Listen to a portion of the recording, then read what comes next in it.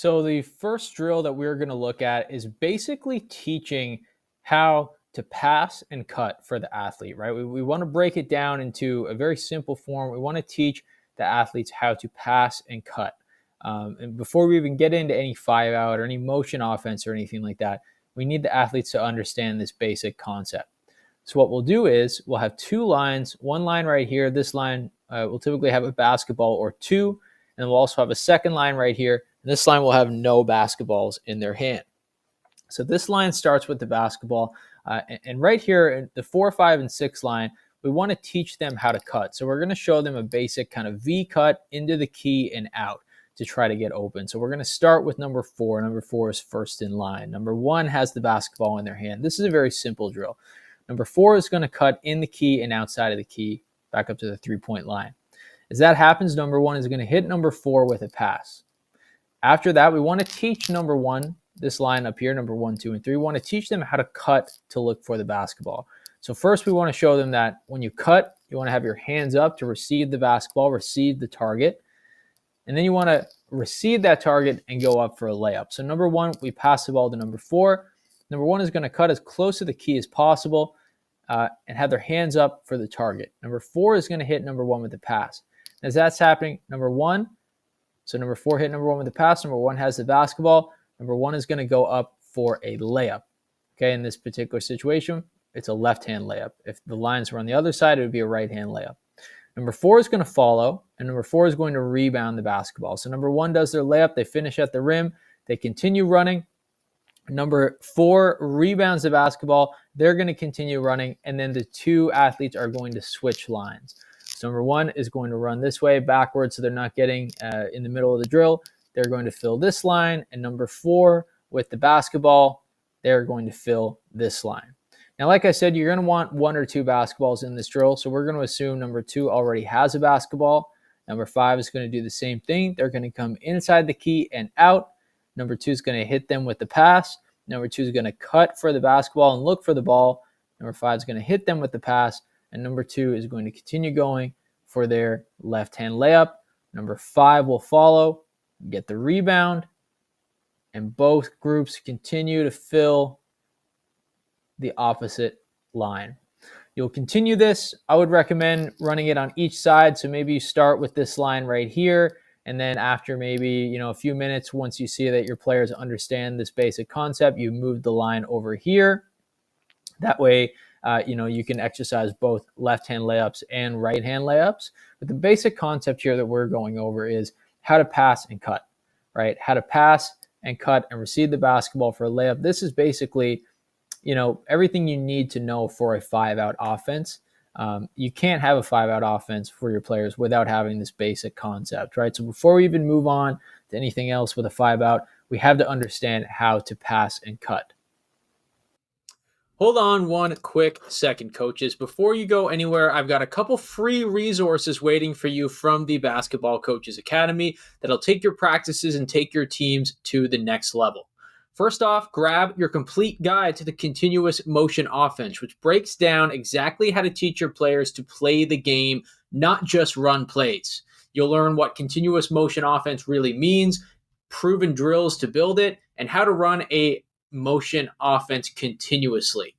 We have lots of different things in this guide. We have video demonstrations, we have diagrams, we have descriptions, everything that you would need. If you want your athletes to develop real basketball IQ, this is the starting point. The second item that I have for you is the 5 must-have out-of-bounds plays for all ages. These are game-tested sets that you can run with youth or high school teams. We have baseline out of bounds. We have sideline out of bounds, all free for you. They're simple to teach, tough to guard, and each play includes clear diagrams and coaching points so your team stops wasting possessions. And lastly, I have the practice plan template. This printable practice plan template is the exact layout that I use to organize and plan every practice session. So you can plug in your warm-ups, skill blocks, team drills, and scrimmage notes so you can walk into every gym with a clear plan and zero guesswork. So I have these 3 free items for you. You can claim them using the link in the description. They'll be sent to you right away. Enjoy. Spurs drill. Now, for this particular drill, we're going to basically start to slowly teach the basic concepts of spacing on offense, right? So we're going to start with 3 players. Personally, I think 3-on-3 is always the best way to go when you're teaching spacing. It just breaks this down for young athletes to really understand the basic concepts of what they need to do to space the floor. Now, don't get me wrong, this particular drill isn't just for young athletes. I've seen lots of older teams do this before. I've even seen NBA teams do this to reinforce their spacing before they go into their particular plays from practice videos of coaches that we've seen online. So this has been proven, and this is something we run with even, up to our U18 teams to get them warmed up, as a basic starter for practice, but also to, like I said, reinforce the spacing.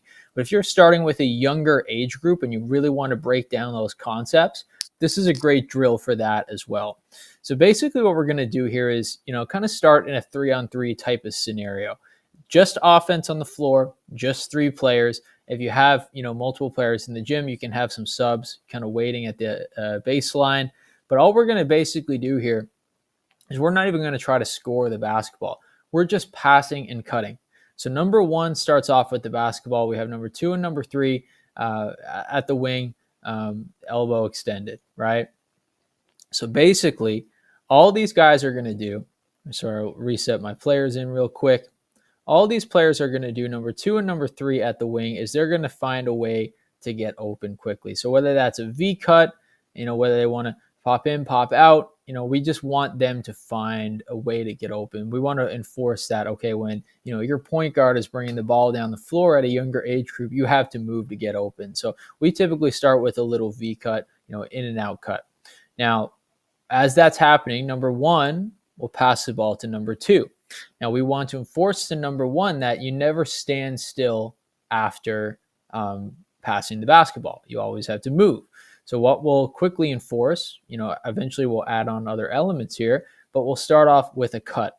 So we'll have number 1 cut to look for the ball.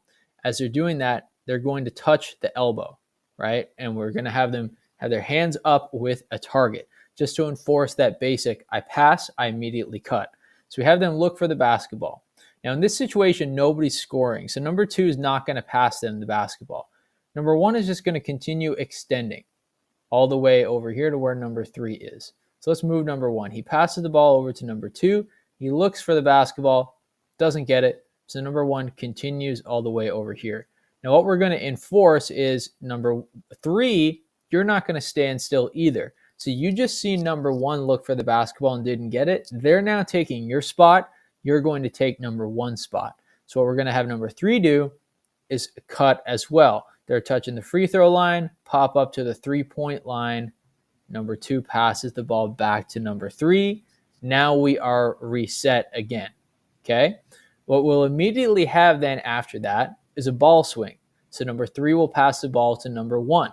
We really like to enforce at a young age the swing. So as they're passing that ball back and forth, number 3 says swing, passes the ball over to number 1. So that's happening. Number 3 looks for that cut again, touches the elbow, doesn't get it.